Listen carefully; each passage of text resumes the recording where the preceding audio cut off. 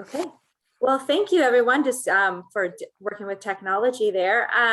Thank you for coming to Alumni Career Talks, the music industry.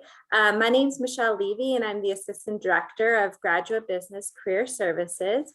And we do these talks, one for you all to learn about a different industry or job function, as well as for you to get to know one of our alumni and to be able to network and connect with our alumni. And want to give a big thank you to André Davis for being here today to share his experience in the music industry. And we have questions prepared, as well as this is the time for you all to ask questions of someone in the industry that has done the work. So before we get started with everything, I did want to just kind of give a plug to Graduate Business Career Services. For those that are graduate business students, we're here to help you in your career development, from putting together your resume to applying to jobs to interviewing.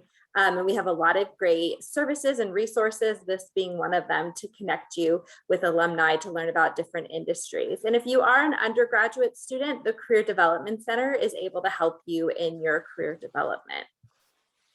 So how's this going to work today? I'm going to give a brief introduction to André so you get to know him a little bit better, and then we'll get into questions. So I have questions, but if you have any questions, feel free to chat them into the chat box and then I can answer them for you. And then we'll have an evaluation at the end. So, and just to do some housekeeping, if you all could just chat in the chat box that if you can hear me, that would be awesome. Just so I know that you all can hear. Okay, perfect, great. Should have done that in the beginning because then my introduction would have not been sufficient. So, okay, great, everyone can hear.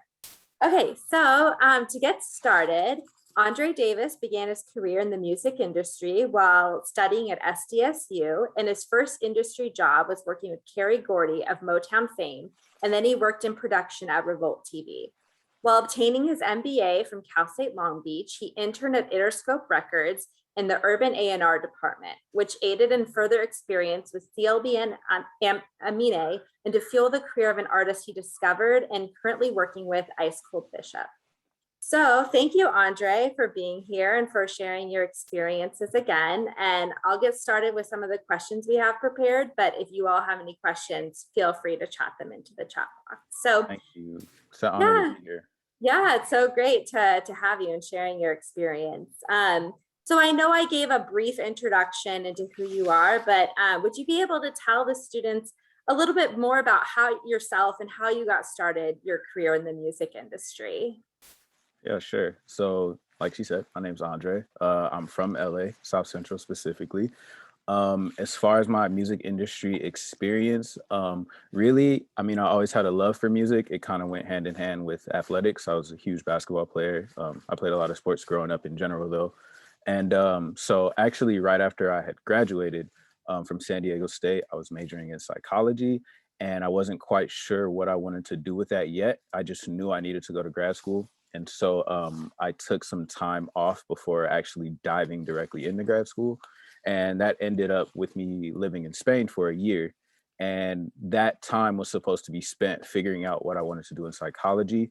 I came back after a year and I had given it no thought at all. And so I was in this weird space between applying and being able to get into grad school versus when I came back to the States.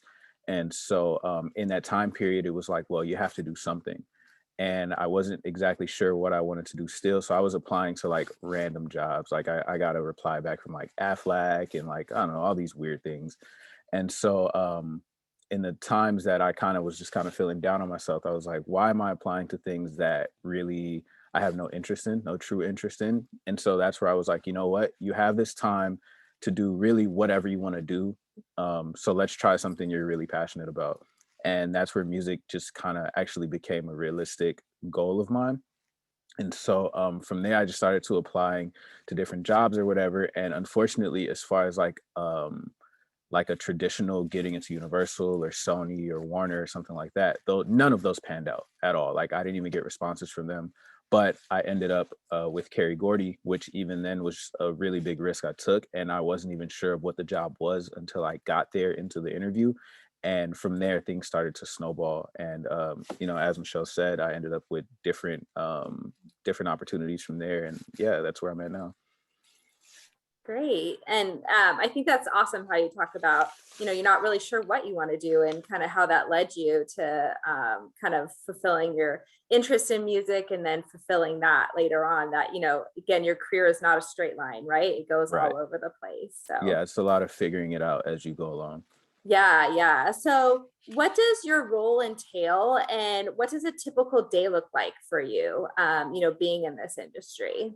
Okay. Well, as of now, my roles are pretty much solidified as business partner to ICECOLDBISHOP and then artist manager for an artist by the name of Uni. Um, in the different times I was with Interscope and with Aminé, those roles were also a bit different. So I've had kind of just experience doing all sorts of things. But as of now, the business partner and manager thing, they're almost synonymous, although they're not exactly the same. But ultimately, it's just trying to further each artist's career. And so there's really no box to put that in. I wish I had a great answer of exactly what that does, but there's literally no limit. And so I can tell you over my time with either of them, there's been times where maybe we had a hole that needed to be plugged. And so like I've learned how to DJ. I've learned how to take photographs on like an actual camera, manual mode, stuff like that. I've learned how to write press releases. I've learned how to produce music. It's really honestly no boundary. And for me, it's just like anything we can do to push it forward, I would do that. If we had a tour that we needed to get to different cities, I would have no issue driving a truck everywhere. There's really no bound to what it is. And I think for a lot of people, that's what the allure of the music industry is that your days are not very routine. There may be certain tasks that you do often, but even then there's usually some sort of uniqueness between, artist to artist or situation to situation. It's almost like Murphy's Law sometimes too. Anything that can go wrong will go wrong. So it's about being able to keep a level head and being able to be flexible with whatever's going on. So it sounds like you have to do what you got to do to get the job done in terms Yeah. of when you're representing an artist and trying to get them, to be known, right, and to be on the scene and whatnot. Yeah, literally. You do whatever you got to do until, maybe later on in life you climb up the ladder and you become like that person. You can start to delegate a little bit more and kind of draw your own boundaries on what you will and won't do. But as of now, when you're trying to get things off the ground, you don't have that type of luxury more times than not. And would you be able to maybe talk about like what you did in your time at Interscope and interning with them and what that looked like too? Yeah, sure. So that one, fortunately from the get-go, and I'll get into it later on how I spun that into my own experience, but from the get-go, it was Urban A&R. And even when I actually was in talks with Interscope, I wasn't even sure what the position was. I was just excited to be at Interscope. You walk in the building and I see portraits of like Dr. Dre and Tupac and like these people I grew up on, and they're legends to me. So I was just happy to be there, whatever you guys need me to do. But then, yeah, I found out my role was Urban A&R, and really A&R has a few, I guess, pillars to what I would describe them as. And it's traditionally a fairly hard role to describe, but basically the first step is discovering talent, which I think most people understand A&Rs do. But then after that, it's like if you discover talent and you bring them into the label, then it's about actually supporting them. And each artist is going to have their own needs. So, if you have a pop star, for example, maybe they don't write their own songs. So you need to find them a songwriters, maybe producers, different things like that. Same with rappers. Maybe a mix engineer, recording engineer. What studios do they want to be at? You have to support every aspect of the music when it comes to them.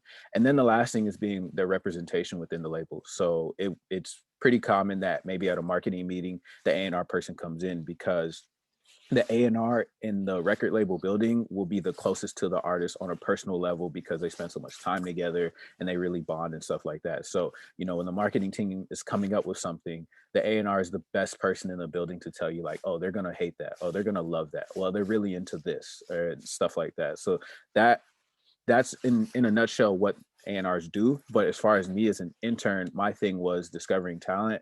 I transcribed a lot of lyrics. I was doing expenses, things like that. And how I mentioned I kind of turned it into my own experience was I didn't want to be so boxed in because there were days early on where maybe the person I was interning for didn't have a lot for me to do. You know, maybe I do a couple lyrics and that was it. So I started to expand to other A&Rs that needed help. And then from there, I just wanted my face to get known around the building. So then I would pop into marketing and be like, hey, do you guys need help? And I would pop into radio promotions. Hey, do you guys need help? And I was really just kind of bouncing around to different departments, just like, what do you guys need? Because I know that I want to start my own label someday. So I really was interested in like what each arm was doing independently and how that was all making things function. So it sounds like you networked a lot in terms of being there and meeting people. Yeah, as much as I could. And the nice thing was it wasn't like it wasn't doing it for the purpose necessarily of networking. I did become someone that knew a lot of people, but it was just because I genuinely wanted to learn. And through that, people recognize it and you're helping them do things that they don't want to do. So they love you for it. You know, like I would actually have things to do in the department I was at, and I would have someone from a different department come up and be like, hey, can you help me with this? And it's like, I can, but like, give me like an hour or so. And so stuff like that was really cool. So I think that's just good advice in general, right? To just get to know not even for networking purposes, right? Just for building relationships with people. Yeah, it paid off in my third leg of the internship too, because I wasn't sure if I would come back. I spent a year at Interscope in total. But the third leg of it, it just was very cloudy on if I was coming back. And basically a bunch of people in the building rallied for me to come back in my final term at Interscope. And so I didn't find that out until later, but it really meant a lot to me that like, those were the conversations people were having when I wasn't even around. That meant a lot. Yeah, always good to have your people rallying behind you and kind of that support system. Yeah.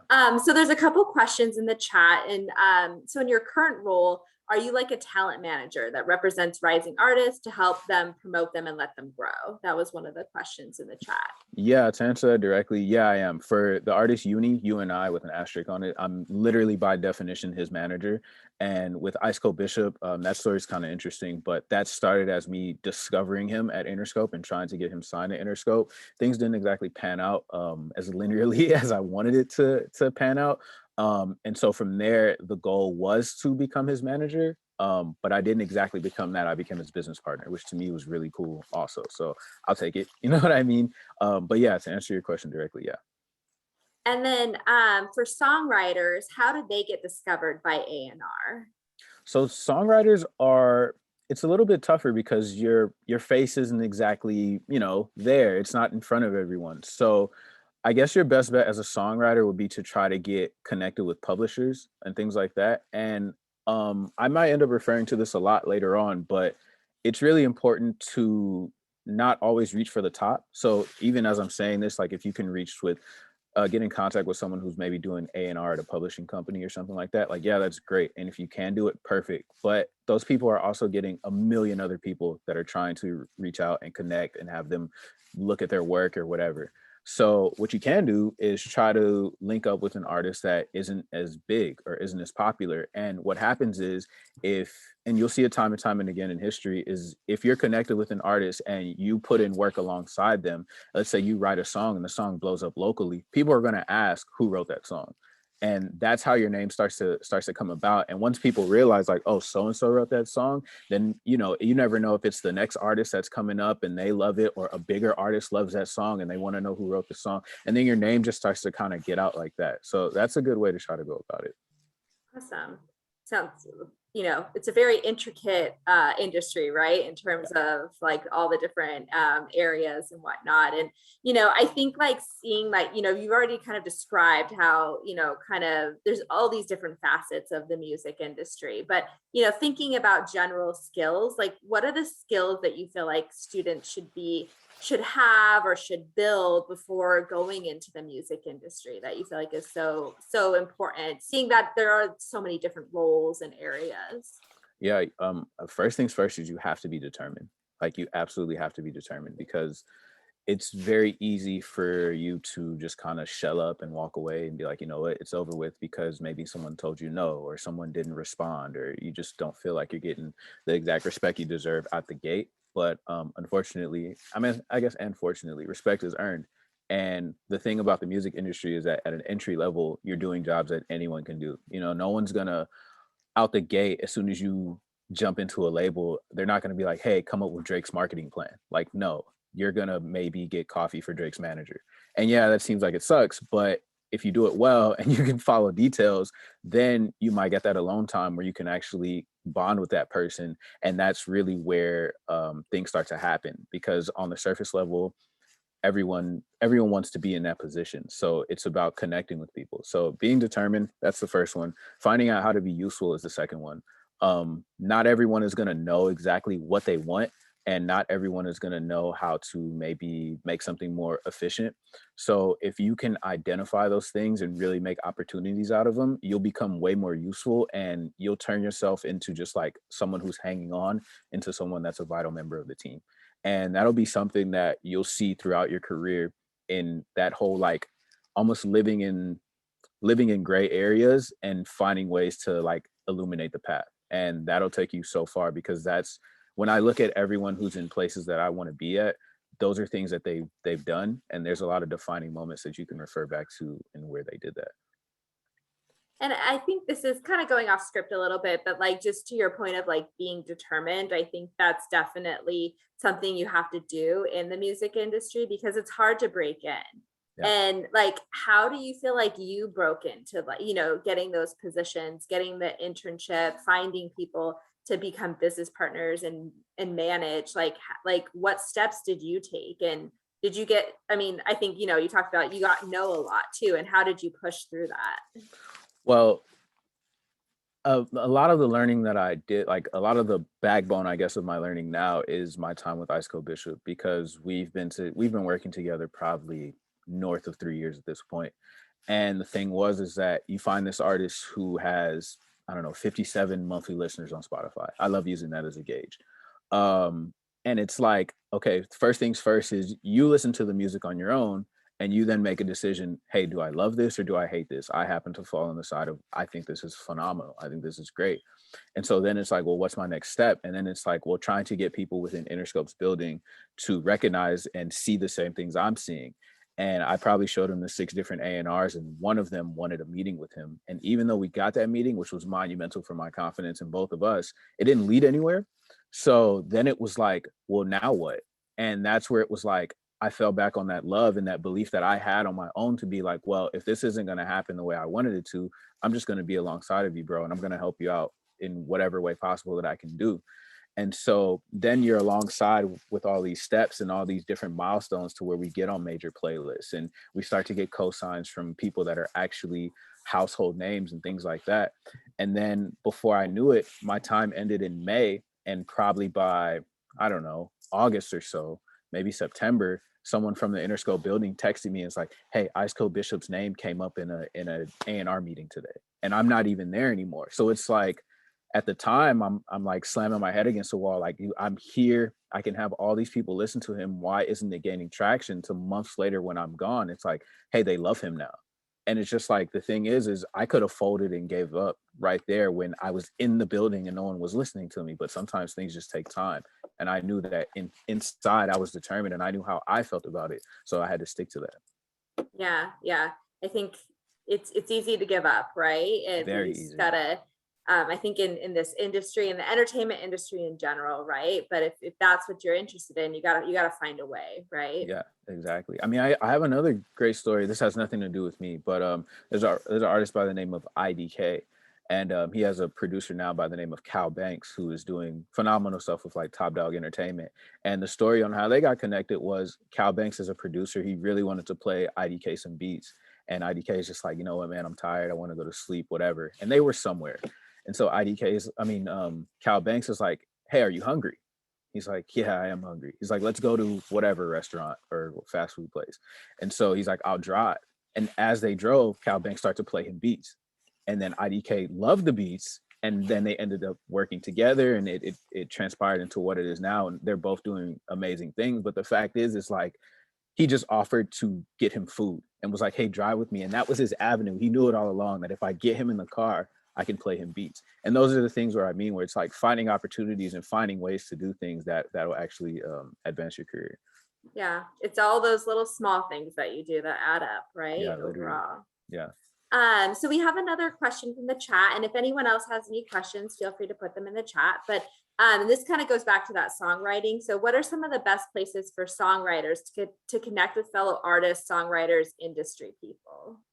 Well, artists are always, I mean, social media is probably number one. Social media is great, I would say more so for the artists, especially if they're not like, you know, like Cardi B or something, you're trying to slide in her DMs, but there's all kind of artists out there that are a lot smaller that are looking for people that want to help them. And, you know, so many artists kind of at the ground level or maybe just a little bit above ground level just wish that they had someone that could help them. When it comes down to publishers and stuff like that, you're probably better off going to like panels or actual events. I mean, there's things like the Revolt Summit that's really big. I mean, now we're starting to see events come back because COVID, I guess, is kind of under more control. But yeah, going to events like that, I know ASCAP has a great program as well. Maybe look into BMI, like all these kind of they're called PROs, which stands for Performance Right Organizations. Those type of situations will probably help you out a lot. Yeah, those would probably be my best advice. Awesome. And we have another question from the chat. Denise says, thanks for sharing your story. As someone who wants to work in the music industry but doesn't have a lot of experience, what advice would you give to someone who's looking for an entry-level position? My one of my greatest pieces of advice is to find someone that's doing something you love and try to connect with them in whatever way possible. The best way possible is for you to offer something that helps them because then they're more likely to be responsive to that.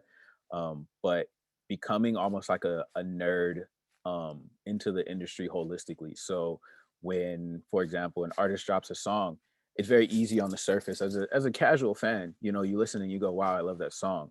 But as a music nerd, you pull up the credits and you go like, wow, who did the artwork? Wow, who engineered this? Wow, who mixed this? Wow, who produced this? Who's the A&R for this person? What label are they signed to? And then you start to kind of see that there's all these moving parts and moving pieces that are all involved in something. And it helps way more that if you're continuously doing this, then you might notice like, wow, this one A&R, I saw their name attached to all these songs that I love. And the same goes for all the other pieces that I mentioned. So if you see that common thread and you love all of that stuff, then reach out to that person and see if there's a way that you can find something to them that you can offer that they're not doing. And that's probably one of the best ways to actually catch their eye and gain some experience. So it all goes back to building those connections with Yeah. people. I mean, that's probably like the backbone of the music industry is connection.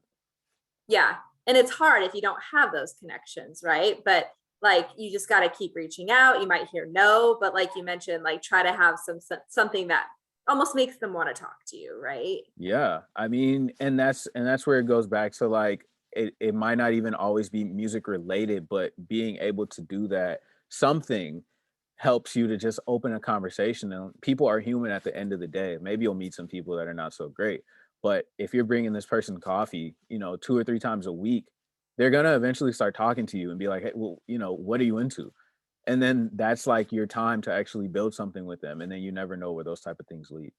Yeah, but I think that's a quote. Connections are the backbone of the music industry, right? And relationships. Yeah, So, exactly. and there's another question, and I think this all depends kind of what you want to get into, but is there a specific degree you can get that will be a great benefit on, hold on.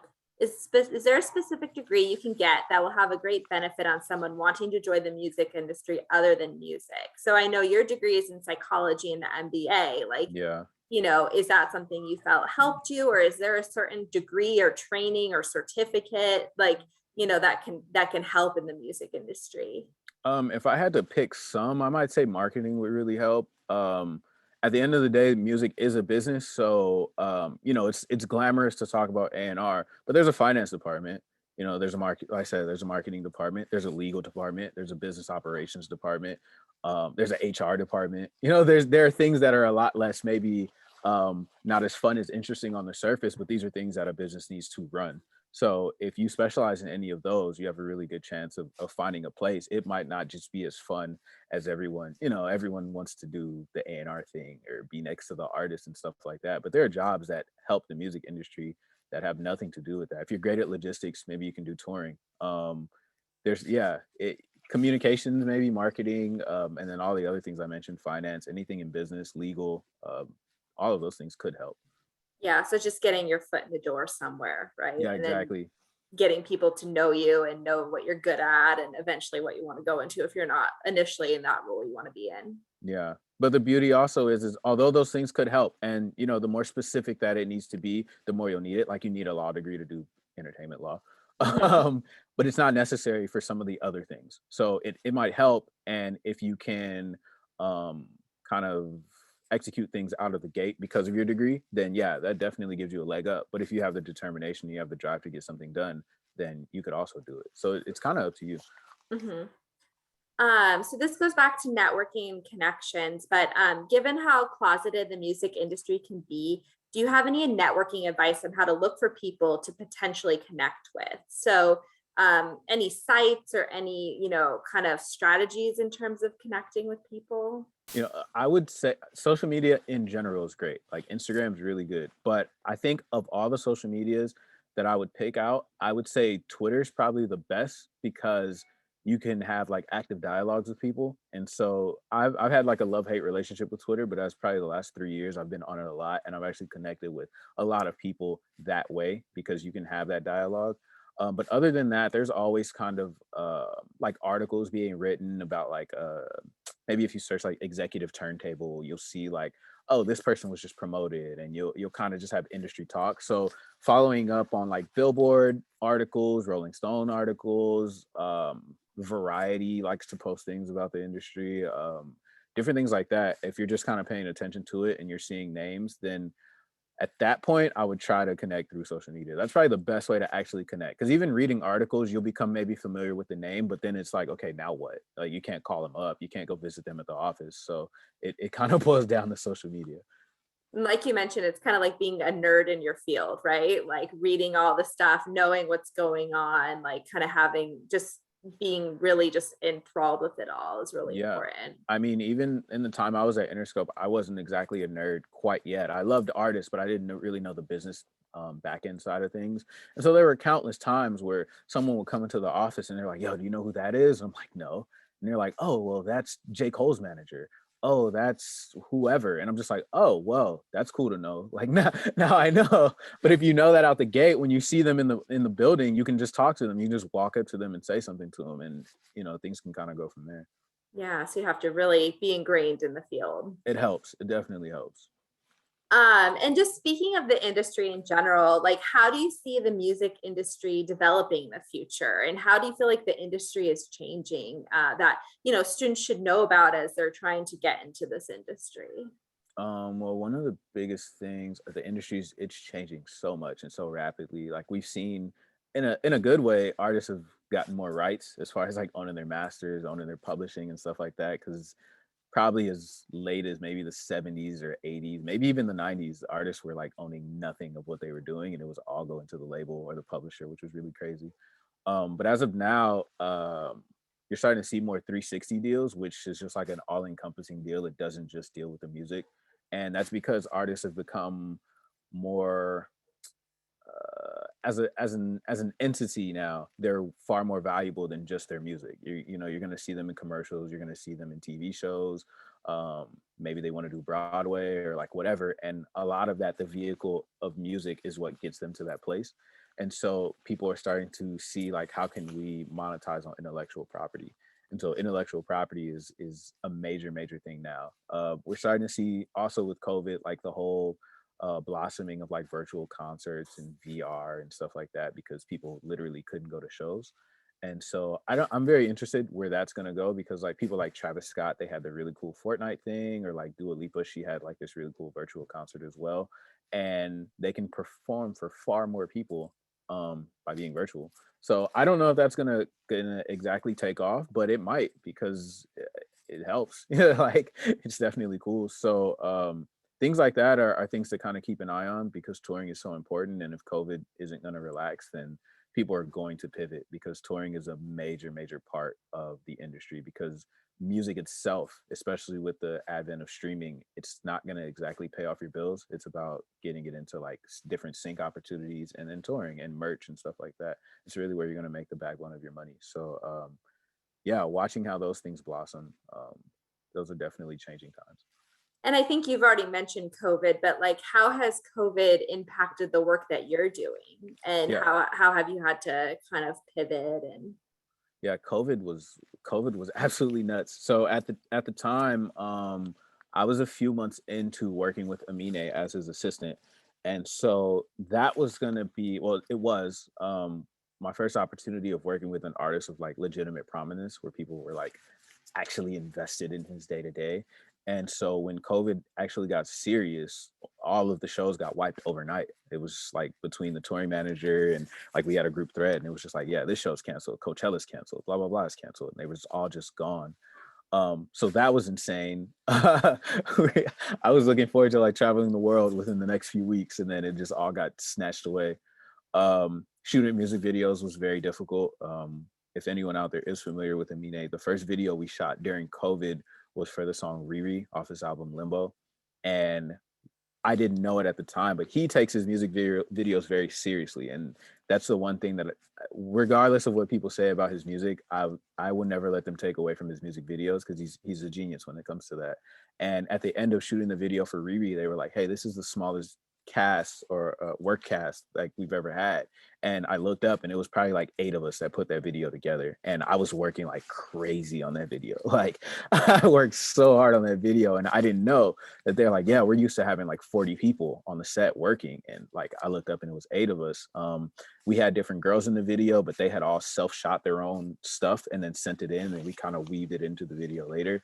um Gosh, what else? I kind of wrote down some other things that I remember happening. Oh, listening party. The listening party for his album. Listening parties are huge just for networking and meeting people, or like you'll go up to the different DSPs like Spotify and you'll play your album for them, and that helps kind of your chances in like getting to the major playlists and stuff like that.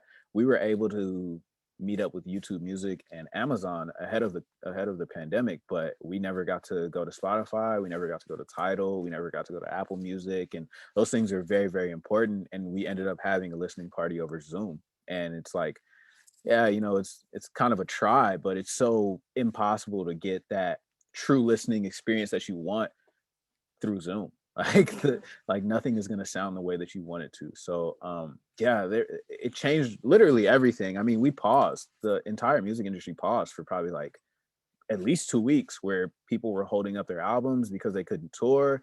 They were thinking, we'll hold this until COVID's over. And it's like, well, when is COVID gonna be over? And so yeah, it was a really, really rough time during the first probably couple months of COVID.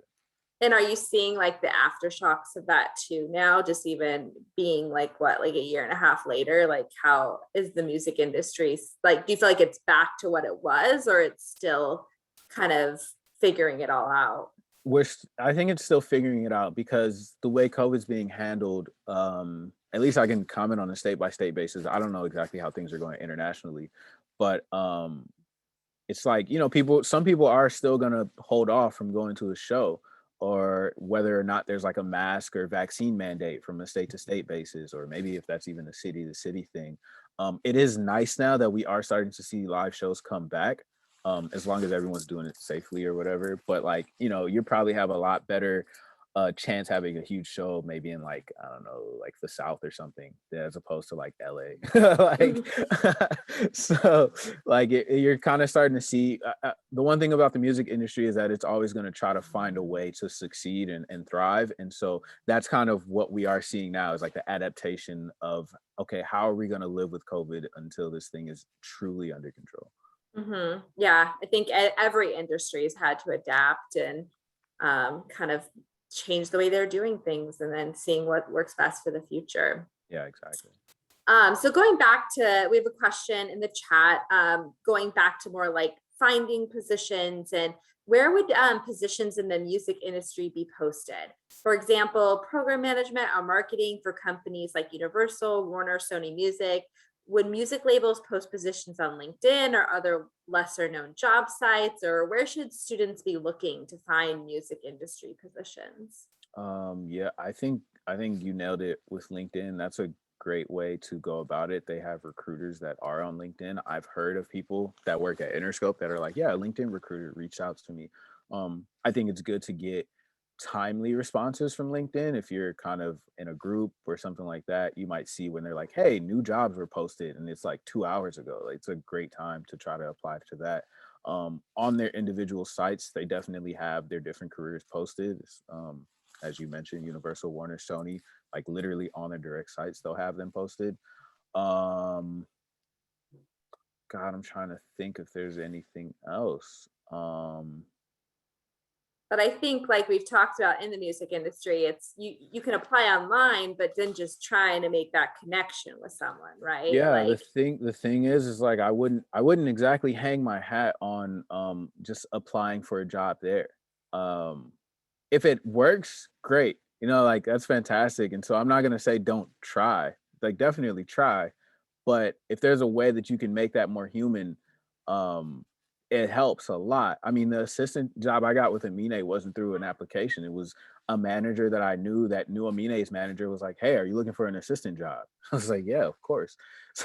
You know, so like, and there's been different other opportunities where someone reached out to me directly and it was just like, okay, well, I'll see if I want to do that. So like having an application or like having your resume ready is useful. But I wouldn't hang my hat on applying online because, for example, if an A&R position hits the internet, it's gonna go crazy. Like so many people are all gonna be applying for that job. Even people that don't even see a future in A&R, just like, I want to try my luck.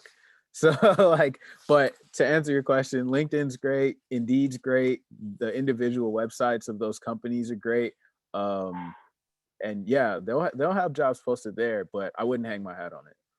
yeah, you got to go above and beyond and create that human connection, right? Yeah, For them go to get to to know you. go to any kind of event that it serves you any type of interest and see if you can find the top dogs in that party or someone that's close to the top dog because you never know. Those people are probably on the cusp of getting their own promotions as well. And another question from the chat: how secure are jobs in the music industry? Have you found, and just in your own experience, like, do people stay there for a while? Are there layoffs? Like I just was from your experience. I was actually very surprised at how many people I knew kept their jobs through the pandemic, which is probably one of the roughest times a business will have. The touring industry was almost demolished, unfortunately, because you literally there was literally no revenue coming in. But as far as like on the label side and stuff like that, they survived. So I'll say for the most part, in my time, I haven't seen any massive layoffs in the industry. But what I will say though is like the music industry ages like dog years. And so that's for good and for bad. So it in a few years, someone might get a promotion and they'll just advance their career something crazy. But some people also decide like, hey, this thing isn't for me after a year in. They're like, yo, this isn't my thing. So in that aspect, I won't say as much as like people getting hired and fired, but people are switching all the time. So I would say maybe like the turnover rate is really high, but it's nothing to see someone go from working at Interscope for a year to the next year they're working at Def Jam, and 2 years from then they're working at Columbia. And so it's not necessarily them getting fired, but a lot of times they're following the better opportunity and someone that'll actually hear them out and hear their ideas. And I guess that kind of goes to, like, you know, how you say like 1 year can feel like 7 years, right? It's a lot of like, you know, like, can you have work-life balance in this industry, or is that like something that, you know, you have to pay your dues, or like, Yeah, it's one of those things where man, there's an executive by the name of his name's Archie Davis, and he works at I think he works at RCA now.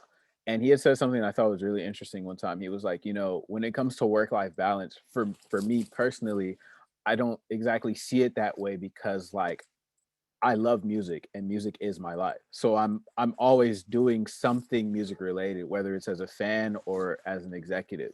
So it's truly intertwined. So it's not weird for me to be doing something music related on like a Saturday afternoon because this is just what I do. If you're someone that strictly wants to keep music and life separated, there are times for that, but it's pretty limited the lower down in the ranks that you are because this 9 to 5 notion in the music industry is not a real thing. It's you especially like the closer you are to maybe like an artist or something like you know they work at night sometimes, so maybe they want a studio and it's late now, or maybe let's say you booked a studio and there's an issue at the studio and it's 10 o'clock at night. like you can't turn your back on them, because then it's like, where are you? So work life, I mean, it's possible, it's definitely possible, but the lower you are, the harder that it is. The harder that it is to keep those things completely separated.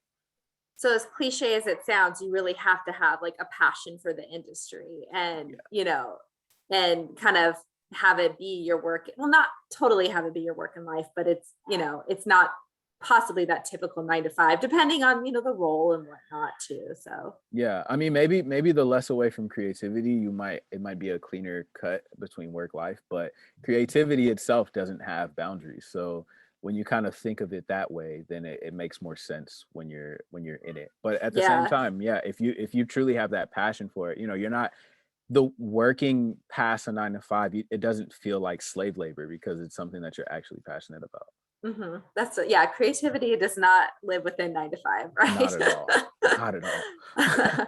I'm sure you probably got many a text at 2 a.m. or whatnot. Oh man, yeah. Work hours don't exist. Yeah, for sure. So going back to some of like the application process, like, how would you suggest that students can stand out during the application process, or even interviewing or things of that nature, kind of going through, once your application's been seen, like what can they do to stand out? Being knowledgeable about what's going on helps. Like let's say you actually have an interview with someone. If you happen to know who you're interviewing with, it could be either just being knowledgeable about what they've done, or down to like asking questions about what's going on. For example, it wasn't an interview, but I was interning for this guy by the name of Sycamore, and he A&Rs YG as well as Travis Scott. And at the time, both of those artists' albums dropped on the same day. Astroworld, and I believe it was Still Brazy, was YG's. And so I remember thinking like, wow, that's insane that two major artists that he both contributes to are dropping on the same day. And so eventually I had a moment to ask him. I'm like, hey man, is that something you like did on purpose? And he's like, no. And like he was so adamant about that being something he didn't want to do, but neither artist planned on budging. So it was just kind of a nightmare kind of situation. But the thing is, it's just like being able to ask them about that just shows that you care and shows that you're paying attention to the work that they're doing, because that means a lot to them, especially a lot of us industry people that are not artists. You're kind of left in the darkness and you're left in the shadows. So when you see that there's someone out there that actually cares about the work that you're doing, like the literal work you're doing, it means a lot to them, and it goes pretty far. Yeah, so doing your research, right? Yeah. Like again, going back to being that novice within the field and your particular area that you're interested in. Yeah. Awesome. Are there any like professional associations or professional development opportunities that you recommend students get involved with? I know that there's different like college reps out there. I know Universal for sure has some type of program where they want like college students to be like lifestyle marketing representatives for their different campuses. And so the conversion rate that I saw was pretty significant between people that were doing that ended up with like internships or jobs later on within the field. So if you can kind of find a way to tap into that, whether it's you actually becoming a college rep or just figuring out if there is a college rep on your campus and connecting with them and talking with them and seeing what they do, that would be helpful. There's also different mentor programs. I wish I knew more. I know of one that's called Fem It Forward, like female Fem It Forward. And that one's catered to women in the music industry, and they pair you with a mentor. And that's been really helpful for some people that I know as well. So finding different mentors is also a really, really cool thing to do. Even sometimes if it's not like an official, like, hey, this is your mentor situation, like finding unofficial mentors, people that you just kind of look up to and popping in and asking them questions every now and then, things like that, they go a long way. Yeah, so always goes back to that, just asking questions, just connecting with people, because people want to help people, right? I mean, especially I feel like while the industry can be really hard to get into, I'm sure if you can create that connection, then they ultimately, see something in you and then want to help you. Yeah, if people see that you actually care and you really want to succeed, I feel like 9 times out of 10, they're going to be there to help you. Yeah. So again, if you have any other questions, please chat them into the chat box. What's one thing have someone would have told you before going into the music industry that would have helped you in your career path? Not boxing myself in, which was something I learned later on in my internship, but that came from thinking in my head, oh, I do urban A&R, and it was literally a specific day where I came into the office and I opened my laptop and I may have done one or two things the entire day. And the rest of the day I was like on Facebook and Instagram and stuff. And like I left feeling so empty because it just was like, what did I do? Like, who did I help? What was I there for?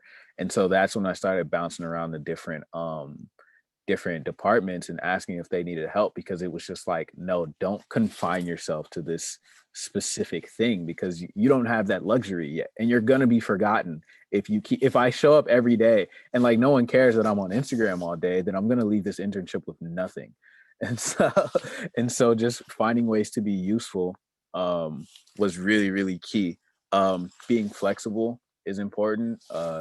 You never kind of know where different opportunities may land you. I know one time I was at Interscope and they asked me to like pick up some alcohol for a listening party, which was like an odd ask, but I did it anyway. And then I ended up at this listening party at, I mean, gaming's really big now, but there was the FaZe Clan. I don't know if anyone's familiar with that. They had this huge like 4-story house and the artist came and you're hanging around all these people, and it all stemmed from me just grabbing alcohol for the party. And so I'm like, things like that are really, really helpful. And yeah, I think those are probably the biggest things. Being useful, not boxing yourself in, taking pride in your work. That's important. No matter what it is, if someone asks you or if you're trying to offer something to somebody, taking care of all the details. Yeah, things like that.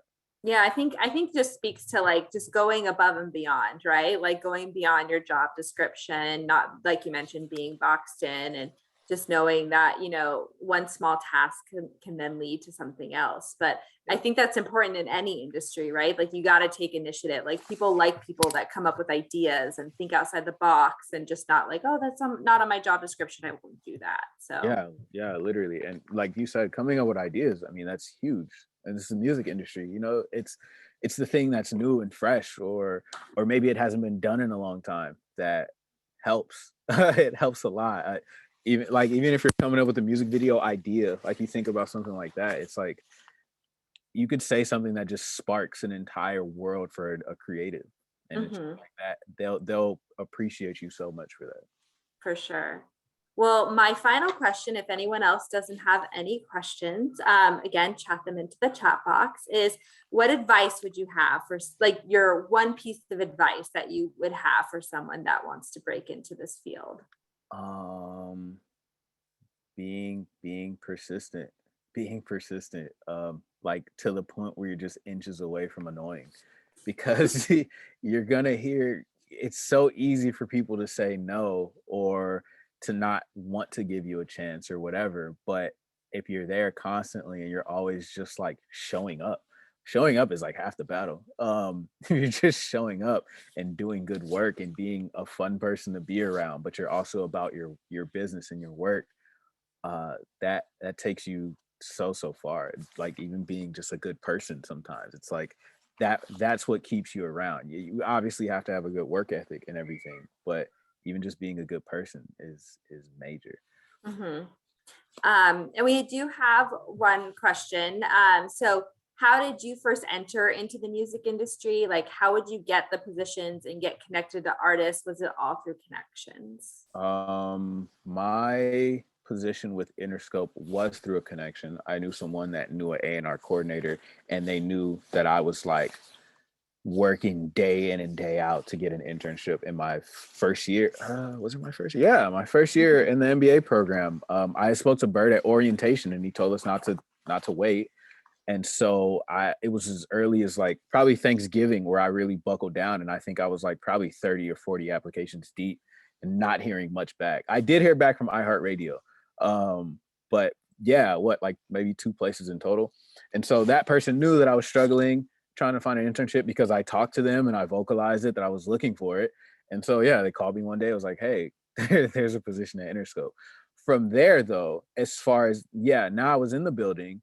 But as far as being connected to like different artists and different executives now, that's mainly through ICECOLDBISHOP, more so than anything. And that's just because you're part of something that people have become interested in. And so they want to know who you are as well. And so that's taken me probably even further than anything else because of that other connection there. And that's why I'm a huge advocate for people to like understand that you kind of control your own story. It's nice if you get into a building and you like work your way up to being SVP of something, like, yeah, sure. But when I had took a step back and I was looking at all the A&Rs that were in positions I wanted to be, they had all done something great outside of the music industry first. And that made people attracted to them and want to figure out how can they become a part of their team. And so yeah, I could literally name them. There's like an A&R who had mixtapes that he was putting together on his own that became really popular, or different A&Rs that were cool with other artists. Like almost every A&R has an artist that broke and became like a national headline, and then they got scooped up by a label somewhere. So if you're really passionate about being close to artists and you don't know any major artists right now, find an artist that you love, reach out to them, see if you can be helpful to them. And it's a lot easier if you're not trying to reach for an artist that has everything that they already need. It helps way more if you find an artist that doesn't have anyone that's helping them and you just love what they're doing. So, if you're really into music like that, that won't be hard for you to do, to find some artist that is like in LA or wherever city you're at, and help them. And that person that you vocalized, like, oh, I'm having a hard time finding an internship, were they in the music industry?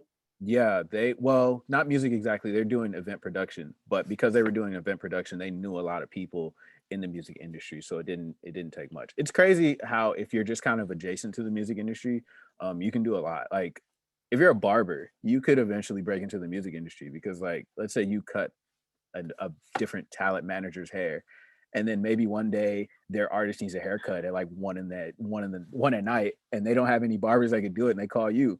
Then like, it's weird how these things kind of work. But if you do that enough, you'll end up knowing a bunch of artists, a bunch of managers, a bunch of producers, whatever, what have you. And then before you know it, you can kind of start connecting dots to things and putting different plays together. And then people are going to be like, hey, this person might be really, really cool. Like they might actually know what they're doing out there. So it's really, always remember that, like, even if you're not exactly getting into the building and you're waiting on someone out there to be like, this person deserves an opportunity, you can literally make your own opportunity.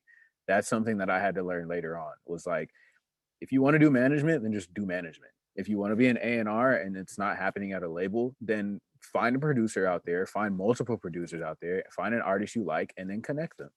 And things like that can work wonders. Yeah, I think that's really good advice in terms of, like, if we can't get in the door, find someone adjacent, right? Yeah. And talk to them and, tell them, because, always, and again, it's cliche, but you never know who knows someone, right? Yeah. And like talking to everyone about what you want to do, and eventually someone might know someone. Yeah. I mean, 6 months to a year of like supreme focus will take you so far. You have no idea. Definitely. Well, thank you so much for your time and sharing your insight and experience. If people wanted to learn more about the artists that you're working with or get connected with you, what's the best way to do that? Well, you can find him anywhere. I think if I type in the chat box, you can see this. I'm going to put ICECOLDBISHOP and Uni's name in the chat box. Yeah, I guess you can check them out on whatever DSP you like. That's your thing. If you want to connect with me, I'm on LinkedIn. I'm also on Instagram. I guess I can put my Instagram in there. And yeah, my DMs are open. And I don't, oh, there we go. Perfect. Great. Yes. So want to make sure that, kind of able to promote and talk about the great work that you're doing so people can see that. And again, thank you so much for your time and for sharing your insight. I think there's got a lot of great little nuggets in terms of our like slogans and things in terms of the music industry, because I know it's a hard industry to get into, but with persistence and just again those human connections with people and just trying to kind of create those conversations and whatnot is really going to help you overall. So yeah, definitely. Just try to find your way by any means possible, as long as you're being a good person. yes. Well, thank you again, everyone who attended today. I'm going to put into the chat box our evaluation so you can let us know your thoughts, as well as if you have any other ideas of industries or job functions that you want to know more about, because again, we want to kind of expose you to a different industry job function, as well as, you know, the opportunity to connect with an alumni in the field who is doing that great work. So again, if you're able to fill out that chat in the chat box, we got some thank yous. But so thank you everyone for attending today, and be on the lookout for